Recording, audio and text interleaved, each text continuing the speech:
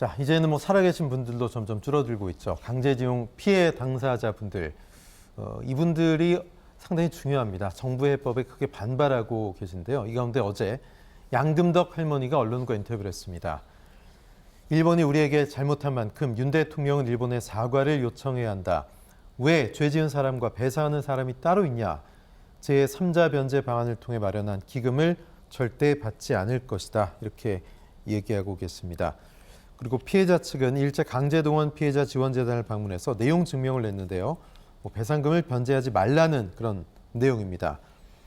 이렇게 되면 피해자 측이 일본이 아닌 우리나라랑 소송을 하는 겁니까? 어떻습니까, 교수님?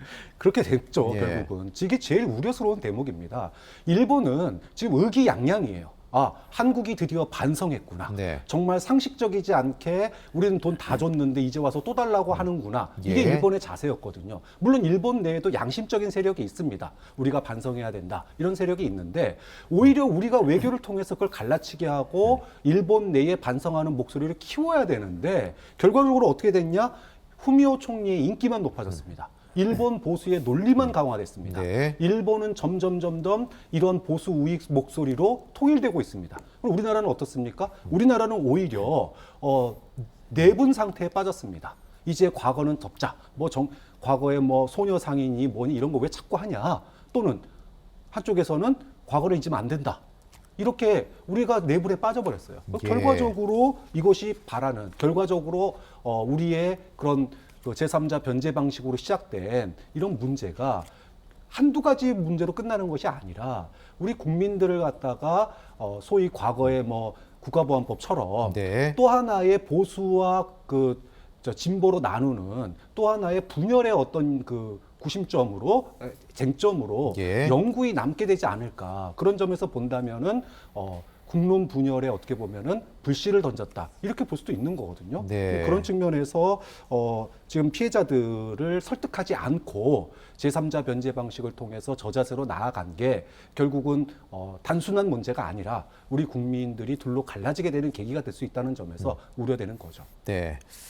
그런데 문제는 이 소송만이 아니고 전범 기업이죠. 미쓰비시 중공업의 한국 내 자산에 대한 추심을 청구하는 소송을 제기했습니다. 대리인단은 이번 소송은 국내 법인에 대한 금전 채권 소송이어서 복잡하지가 않고 또 통상 소송의 절차, 시간과 비슷하게 채권을 회수할 수 있다 이렇게 판단하고 있는데 과연 그렇게 될까요, 김 대평론가님? 그런데 이제 우리가 어떤 피해에 대한 보상을 요구할 때, 네. 그럴 때 사실 원칙적으로 본다 그러면 일본에 있는 미쓰비시 중공업의 본사를 상대로 한 소송을 제기하는 게 맞겠죠. 예. 그런데 이렇게 하려면 일본 현지에서 아마 소송을 제기해야 되고 결국 일본 법원의 판단을 받게 되는 부분 때문에 네. 일본이 아니라 국내에 진출한 브랜치, 지사나 어떤 이런 가맹업체들 아니면 하위 조직을 상대로 해서 사실은 채권 추심을 한다라고 하는 것인데 네.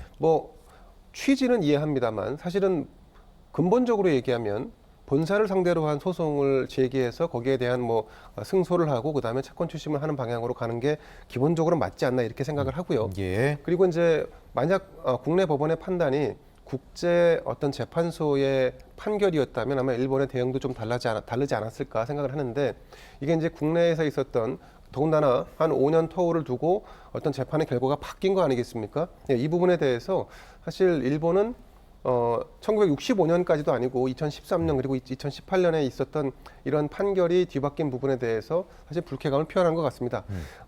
정부 입장에서는 말이죠. 어쨌든 한일 관계 문제도 있고 또 국내 국제 관계 분위기도 또 있기 때문에 법원이 이 채권 추심 문제는 국내에서 벌어지는 일이라 할지라도 상당히 좀 고심하지 않을까. 문재인 정부 시절에 내렸던 결정으로 인해서 사실은 이 국제 관계 한일 문제가 상당히 좀 어려움에 처한 건 맞습니다. 그 진위나 어떤 본질적인 문제는 둘째 치더라도 결국은 법원이 또다시 이 논란의 중심에 서지 않으려고 하는 어떤 이런 분위기가 좀 나오지 않을까. 그래서 채권 추심 국내에서 벌어지는 거라 하더라도 조금 좀 시간이 걸리지 않을까. 법원의 판단이 좀 미뤄지지 않을까 이렇게 예측을 해봅니다.